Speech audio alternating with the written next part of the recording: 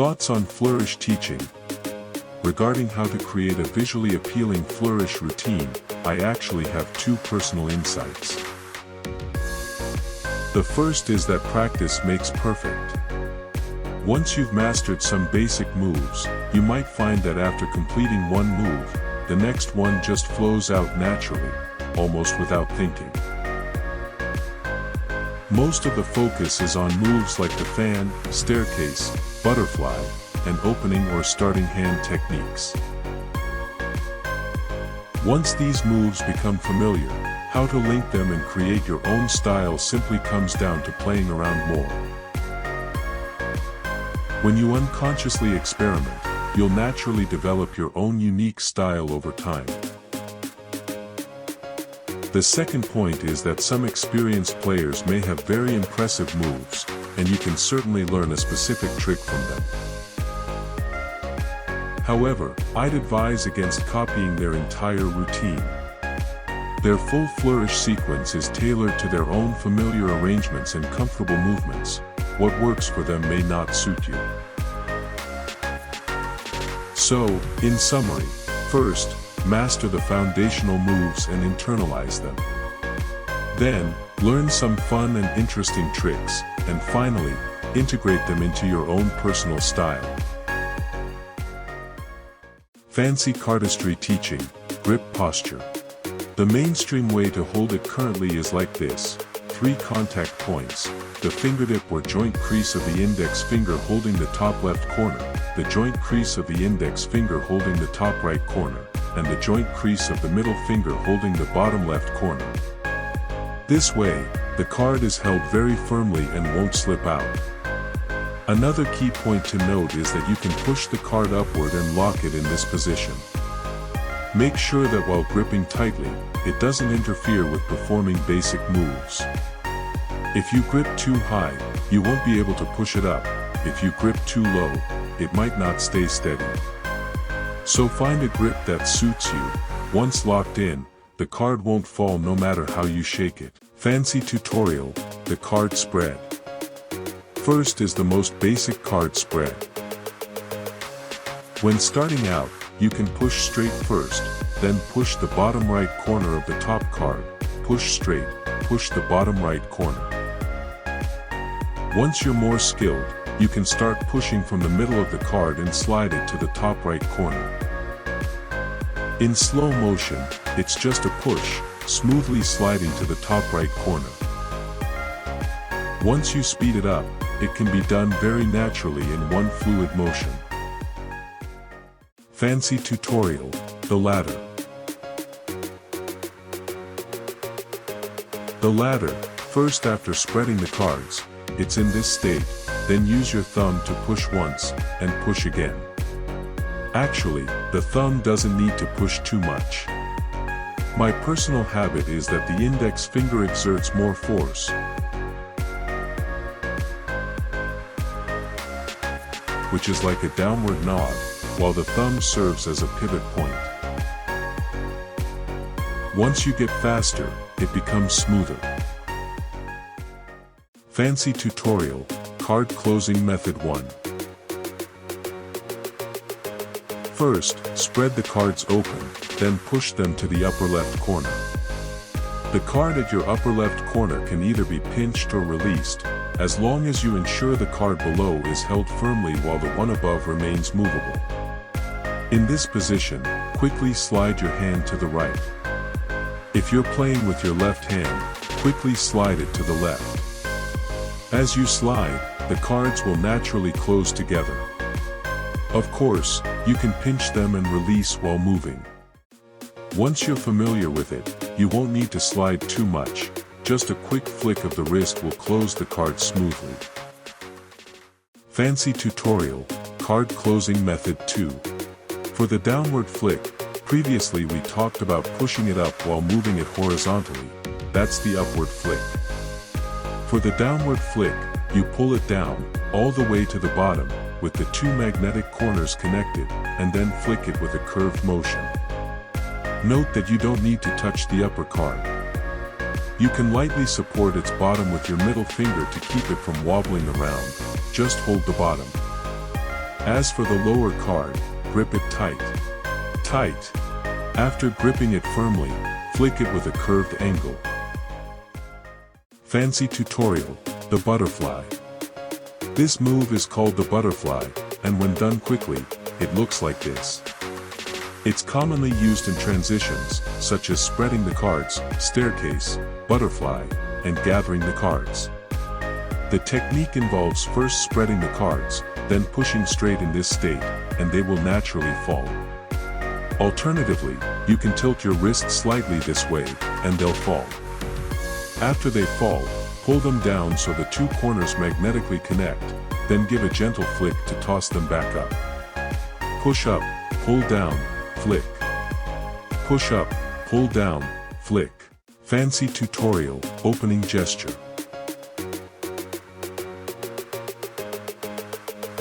First, push straight out, then flip your wrist to the right, and the card will land in this position.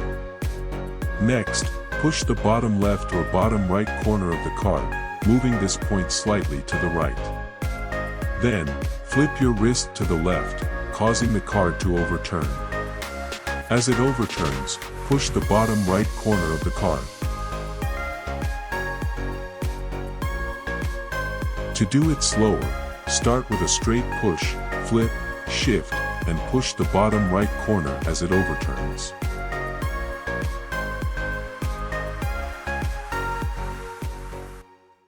Fancy tutorial, the opening move.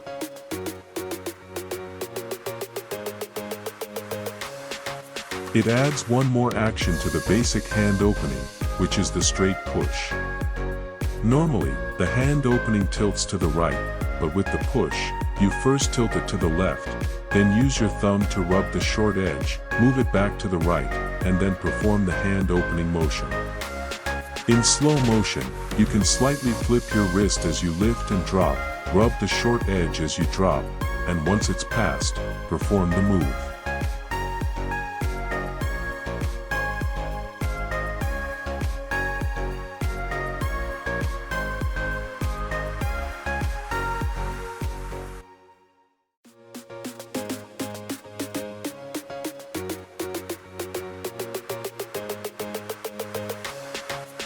Done quickly, it just flows. Fancy tutorial, reverse flick. This is typically used as a finishing move. For a reverse flick, start by spreading the cards and pushing them upward, then flick to the right. If using your left hand, flick from left to right in a curved motion. Normally, your index finger might get in the way, so while executing the curve, add a slight upward lifting force. Once you get familiar with the feel, gradually adjust the angle slightly.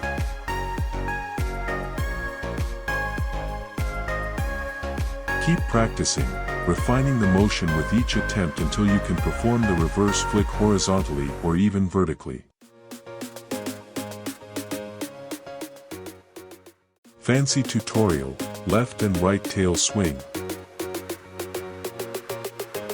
The tail swing is divided into technique and momentum. This is a bit difficult, but take it slow. First, set the cards into this position. Once they're in this state, you can hold them like this. Your thumb should be parallel to the long edge. Then, use the joint of your thumb to separate the top part of the deck. While separating, give it a slight flick to achieve this state. After that, use your thumb to push the top of the card, specifically the bottom right corner. Putting it together, it's a sequence of lift-push, lift-push. Once you're familiar and speed it up, it becomes lift-push. Push even faster, and you can add a bit of momentum to the flick, making the individual lift and push motions invisible. This extended momentum technique makes it smoother. After that, moving from left to right follows the same principle. First, use the base of your thumb to lift and separate, then push the bottom left corner of the card with your fingertip, lift-push.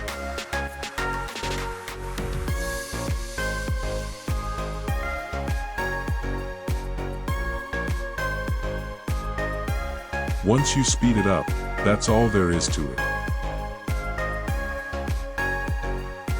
This is about performing a tail swing.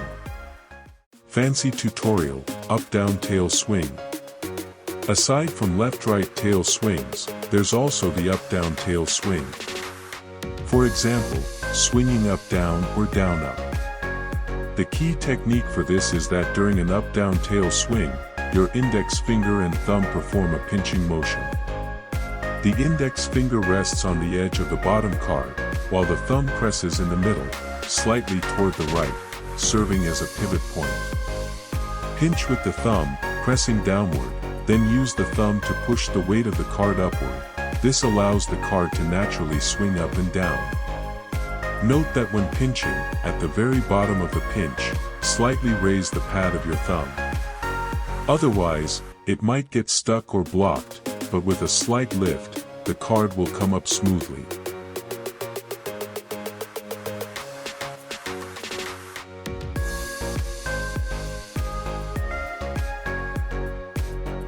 That's the up-down swing.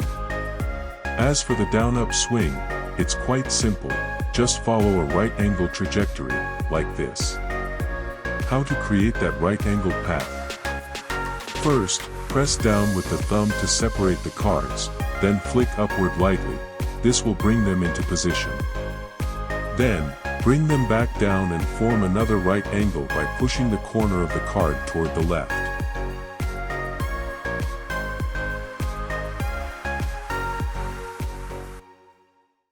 Down up. When done quickly, it looks roughly like this. Fancy tutorial, the big loop. Let me share a big loop move, which has several variations. For example, here's the first one. The second is a tail swing followed by a big loop. Or, a tail swing followed by a half big loop. Another option is doing 3/4 of a big loop and then finishing with another big loop. You can even do a half big loop and end it directly, like with a tail swing. Now, let's talk about how to perform this move. We'll break this move into 2 steps to learn. First, if you're right-handed, position the card so that it leans toward the webbed part of your thumb, the tiger's mouth. Hold the card with its long edge parallel to the creases of your knuckles, roughly in this position. In this grip, rest your index and middle fingers on the card at a comfortable angle. Then, use your thumb to push the face of the card, not the edge, in a counterclockwise or clockwise motion, creating this state.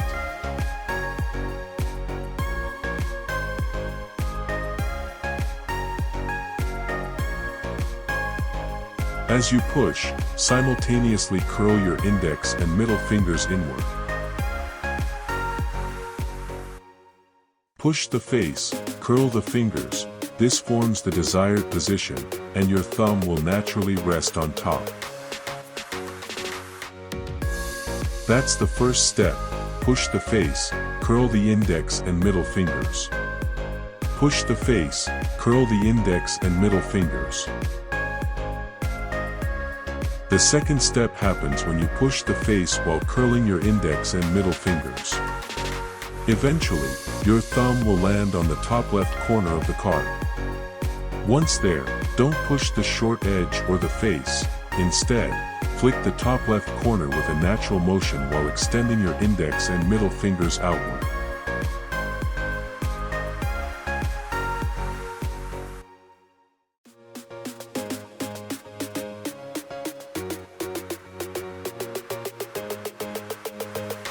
Push the face, curl the fingers, flick the top left corner, and extend the fingers. In short, 2 steps. 1 and 2. Once you're proficient and quick, this creates the big loop. When first practicing this move, aside from pushing the face as mentioned earlier, there's a simpler method. When your thumb lands in position, use your tiger's mouth and index finger to pinch the card, preforming the desired state.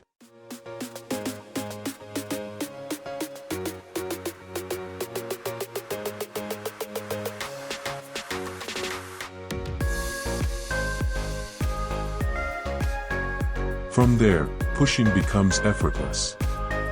Once you're familiar with the clockwise and counterclockwise rotations, you can skip this step and push directly. As for the half-big loop, it's usually used as a finisher for a sharper effect. How do you do it? First, it's combined with a tail swing. These two moves are typically linked. After an up and down tail swing, push the face as before, but this time, while pushing, clench all 4 fingers tightly before finishing. In slow motion, tail swing, push the face, clench 4 fingers. For a faster version, it's like this.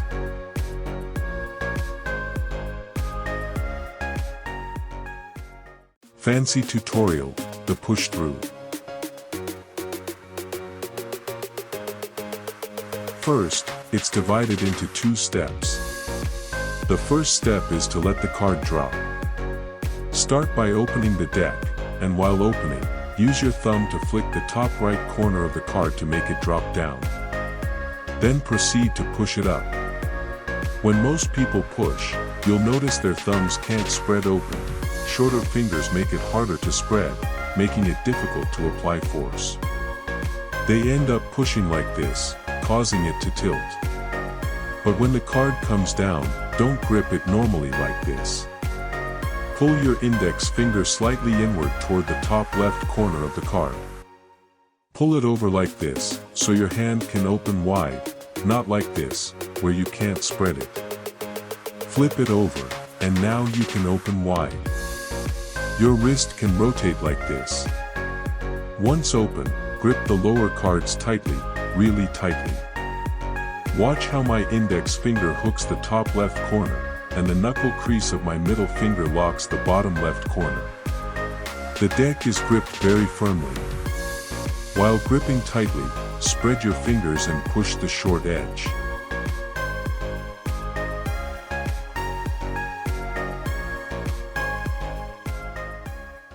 Fancy tutorial, 3D card spin. Sharing a 3D card spin move. How do you perform it? First, I usually form a spread after doing the butterfly move. In this state, most people or casual players would choose to push the bottom left corner of the top card to create a swaying motion from side to side. While swaying is one option, there's another way. After spreading the cards and completing the butterfly move to form an open spread, instead of pushing the bottom left corner, push the short edge of the card to lift it. Use your fingernail to pry open the short edge and tilt it up. Once lifted, slightly shift your fingernail to the left, aligning it with the bottom left corner of the top card. Tilt and shift so that the bottom left corner of the card rests on your fingernail.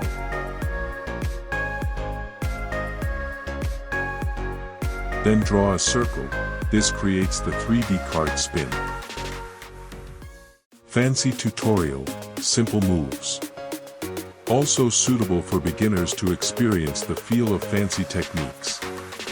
It consists of spreading the cards, the staircase, the butterfly, opening the hand,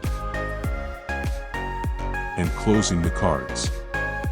Faster execution means spreading the cards into a staircase while simultaneously flicking the butterfly up and smoothly opening the hand to close the cards. Speed it up further.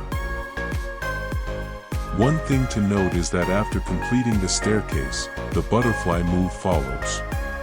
As the butterfly comes up, your hand can naturally push upward, revealing the hand. When opening the hand, let it fall, and as it falls, you can smoothly push this corner, making it look very fluid. Instead of doing the butterfly first and then opening the hand, which would make it look segmented, combine the butterfly with opening the hand simultaneously for a smoother effect. Fancy tutorial, small combo. Finally, integrate all the movements. Basic moves: fan, staircase, butterfly, open hand, starting hand, close the deck, staircase, left right tail swing. Open hand, close the deck, staircase, reverse throw.